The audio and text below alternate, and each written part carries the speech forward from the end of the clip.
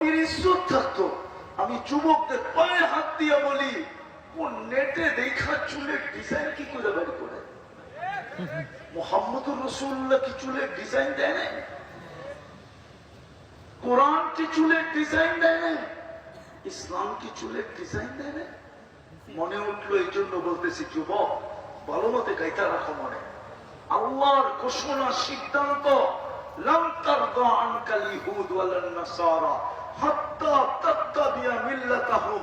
আল্লাহ যেন বলতে চাইতেছে, ও উম্মতে মুহাম্মাদি, যাকে আমি মুসলমানের ঘরে জন্ম দিছি, অস্তিত্ব দিছি, যাকে আমি উম্মতে মুহাম্মাদি চয়েস করে বানাইছি, নিজের হাতে বাছাই করে বানাইছি, কান খোলা শুনে নাও, তোমরা যতই বিজাতির রঙে রঙিন হও, তোমাদের চুল পরিমাণ না বালুর কণা পরিমাণ ভালোবাসা আমি ওদের দিলে তোমাদের জন্য পয়দা হইতে দিব না, না, না, না, না, না।